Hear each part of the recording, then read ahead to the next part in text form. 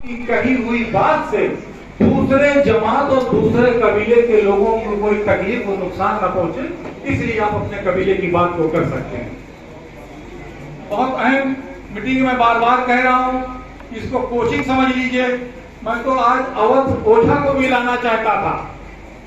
अवध ओझा मेरे दोस्त हैं, बहुत बोलते हैं, मैं आज उनको लाना चाहता था, मगर उससे कहीं ज्यादा चाहत मेरी ये थी कि आज हमारी जमात के बच्चों को, हमारी ही जमात का बच्चा ये बताए कि कलेक्टर कैसे बना जाता है। इसलिए इनसे अच्छा टीचर कोई ना होगा। हम लोगों के लिए बहुत मंच होते हैं बात करने का, बहुत मौका होता है बात करने का, मगर आज मौका नहीं है बात करने का, आज सुनने का मौका है। अक्सर हमारे बीच में लोग कहते हैं कि डॉक्टर अंबेडकर ने कहा था संगठित हो, शिक्षित हो और संघर्ष करो। बहुत लोग बोलते हैं डॉक्टर अंबेडकर ने कहा था, ज्योतिबा फुले ने एजुकेशन पे बात किया था, सावित्री देवी ने एजुकेशन पे बात किया था। मैं उन लोगों को बताना चाहता हूं कि इस्लाम एक मॉडर्न मजहब है, इससे बेहतरीन और इससे अजीम मजहब कोई दुनिया का मजहब नहीं है। दुनिया में जितने भी एजुकेशन की बात किया, जितने भी संघर्ष की बात किया, जितने लोगों ने मुत्तहिद होने की, जितने भी रिफॉर्मर आए, सब की आप एज उठा के देख लीजिए तो किसी की 50 साल, किसी की 60 साल, किसी की 100 साल, किसी की 200 साल, 300 साल से ऊपर का कोई रिफॉर्मर नहीं। मगर हमको नबी करीम सल्लल्लाहु अलैहि वसल्लम ने 1400 साल पहले अल्लाह ने अपने रसूल के पास वही भेजी, पढ़ो। एक अल्लाह ने पहला मैसेज ये नहीं भेजा कि ए मोहम्मद उम्मतियों को पकड़ के हज करा लाओ, आए मोहम्मद उम्मतियों को लेकर मस्जिद चले जाओ, नमाज पढ़ा दो, आए मोहम्मद उम्मतियों को ले जाओ, इनसे ज़कात करा दो, इनसे कलमा पढ़ा दो। ये नहीं कहा। एजुकेशन की बात की, कहा पढ़ो। इसलिए तालीम कोई हमारा शौक नहीं है, तालीम कोई फैशन नहीं है, तालीम एक जरूरत है और अल्लाह का हुक्म है। मोहम्मद के मार्फत उन्होंने इस हुक्म को हमारे तक पहुंचाया कि तालीम हासिल करो। उसके साथ साथ शिक्षित हो गया, संगठित हो।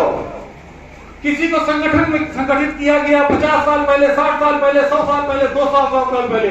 नबी करीम सल्लल्लाहु अलैहि वसल्लम ने हमको 1400 साल पहले, 1450 साल पहले अपने खुतबे में बता दिया था। मुस्तहिद नबी करीम सल्लल्लाहु अलैहि वसल्लम ने 1450 साल पहले हमको बता दिया था कि जिहाद करो हक और हुकूक के लिए, दीन के लिए, ईमान के लिए और अपने लोगों की इज्जत आबरू के लिए जिहाद करो, जद्दोजहद। तो हमको तो पहले ही बता दिया गया। हमारे जिस वक्त ये लेसन हमको दिया गया उस वक्त किसी का पता नहीं था। इसलिए इन सारी चीजों को हमको रसूलुल्लाह के बताए रास्ते पे चलना है। वो हमारे आइडियल हैं। हमको किसी दूसरे आइडियल को हमको लेके नहीं चलना है। मैंने अपनी बात शुरू करने से पहले कहा था कि आज स्पीच देने का वक्त नहीं ना। ये ऐसी अजीम कोचिंग है यार, ये ऐसी अजीम जगह है यार कि ये बच्चे सीखने के लिए आए हैं और ये सिखाने के लिए आए। अभी उन्होंने मुझसे कहा कि आप पहले बोल लीजिए, प्राइस का काम उसके बाद करा दीजिए। मैं इत्मीनान से अपने बच्चों को, खुशी हुई इनकी बात सुन के, उन्होंने कहा कि मैं इत्मीनान से अपने बच्चों को, ये बच्चे क्या रिश्ता है दोनों का, ये ब्लड का रिश्ता है, ये ब्लड का रिश्ता है। इनके अंदर चाहत है कि आज मैं बच्चों को इस लायक बना दूं, इतने इनके अंदर जुनून पैदा कर दूं कि ये बच्चे तरक्की करें, आगे बढ़ें। और इस प्रोग्राम में सबसे बड़े मुबारकबाद के अगर कोई मुस्तहिक हैं जिनको दिल से मुबारकबाद देना चाहिए और जिनके हक में दिल से हम लोगों को दुआ करना चाहिए, वो मोइन मियां के बारे में कितनी जद्दोजहद उन्होंने की होगी। ईद का टाइम आया होगा, बकरीद का टाइम आया होगा, त्योहारों का टाइम आया होगा। आज थोड़ी बहुत सफेदी दिख रही है, 20 साल पहले ये भी नहीं सफेदी रही होगी। ये टनाटन रहा होगा, टी शर्ट पहनने की भी एज रही होगी, बढ़िया फैंसी पैंट पहनने की भी उम्र रही होगी, फैंसी जूता पहनने की भी उम्र रही होगी। जब जूते को देखा होगा तो दिल में ये एहसास आया होगा कि नहीं, कहीं मोइन के मकसद में कमी ना आ जाए। जब अच्छी पैंट देखा होगा तो आपने सोचा होगा नहीं, कहीं मोइन के मिशन में रुकावट ना आ जाए। जिंदगी भर अपनी सारी जरूरतों को दाबा, जिंदगी भर अपने सारे अरमानों को दबाया, दबाने के बाद आज अपनी औलाद को, अपने खून को हिमालय के इतना ऊंचा, इतनी बुलंदी पे पहुंचाने का काम।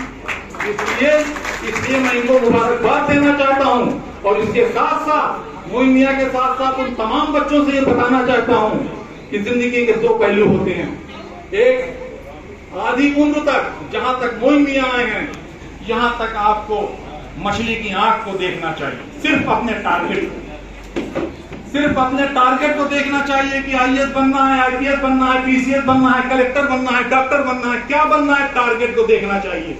और जब टारगेट पे बच्चों पहुंच जाओ, अपनी मंजिल पे आ जाओ, फिर जिंदगी गुजारने का जब तरीका शुरू हो, जिम्मेदारी बिताने का सिलसिला शुरू हो, जिस कुर्सी पर बैठे हो उस कुर्सी की मर्यादा को निभाने का सिलसिला शुरू हो, मुल्क और सूबे को आगे बढ़ाने का सिलसिला शुरू हो, हिंदुस्तान को आगे बढ़ाने का और इस मुल्क को मजबूत करने का सिलसिला शुरू हो, तो पीछे मुड़ के आधी जिंदगी इधर होनी चाहिए और आधी इधर होनी चाहिए। इधर मुड़ के अपने वालिदैन को देखो, क्या जरूरत है वालिदैन की, क्या किस तरह से वालिदैन को अच्छी से